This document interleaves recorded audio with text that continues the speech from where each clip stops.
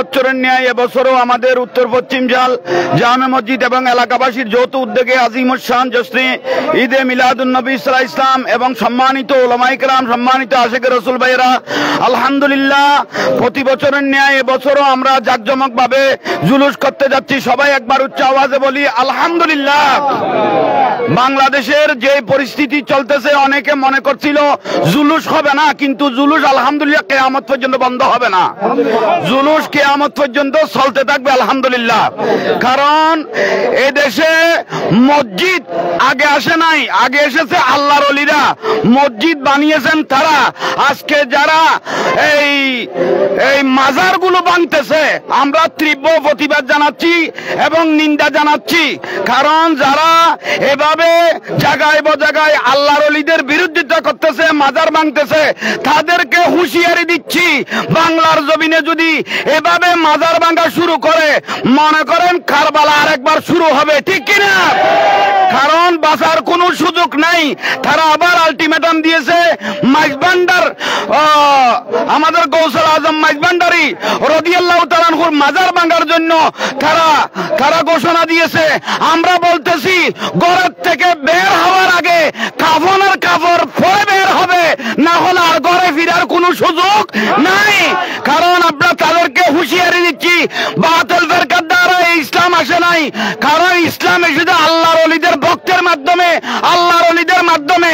যারা এগুলো করবে, যারা মাজার ভাঙার চেষ্টা করবে, তাদের কোনো ছাড় নাই।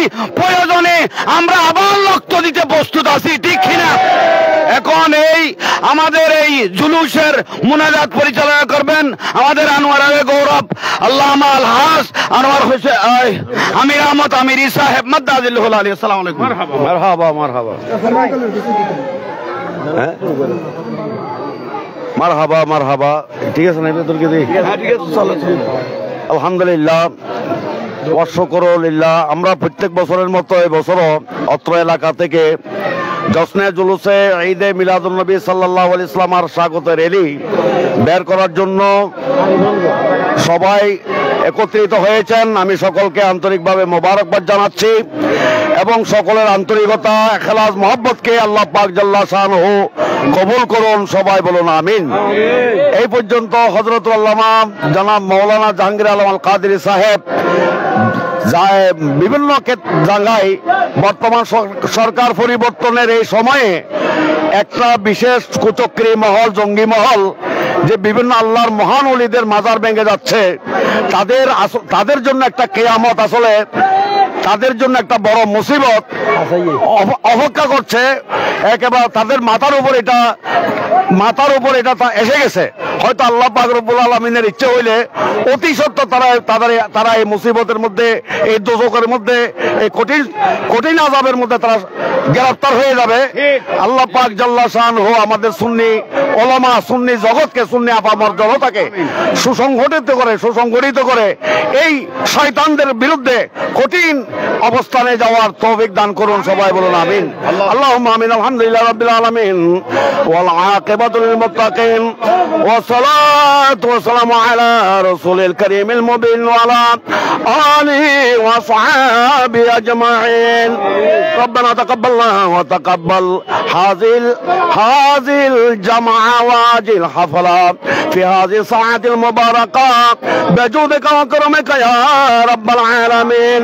পরওয়ারদিগার আলম উদাওয়ান করিম আল্লাহ উত্তর পশ্চিম জল জামে মসজিদের উদ্যোগে এবং অত্র বন্দর পশ্চিম চাল গ্রামগুলোর উদ্যোগে আজকে যে পবিত্র জশ্নে জুলুসে ঈদে মিলাদুন নবী সাল্লাল্লাহু আলাইহি ওয়াসাল্লামের আজিমুস শান জুলুস আর র্যালি বের হতে যাচ্ছে। খুদাওয়ান্দ করিম কুদরতের শাহী দরবারে আমাদের এই জশ্ন, জুলুস এবং র্যালিকে কবুল করে নাও আল্লাহ।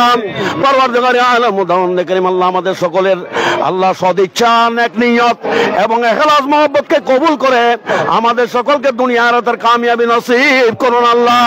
পরওয়ারদিগার আলম উদাওয়ান্দ করিম আল্লাহ দেশের মধ্যে যে আল্লাহ সরকার পরিবর্তন হওয়ার পরে যে অস্থিতিশীল অবস্থা তৈরি হয়ে গেছে আল্লাহ, এই অস্থিতিশীল অবস্থা থেকে আমাদেরকে মুক্তি নসিব করুন আল্লাহ।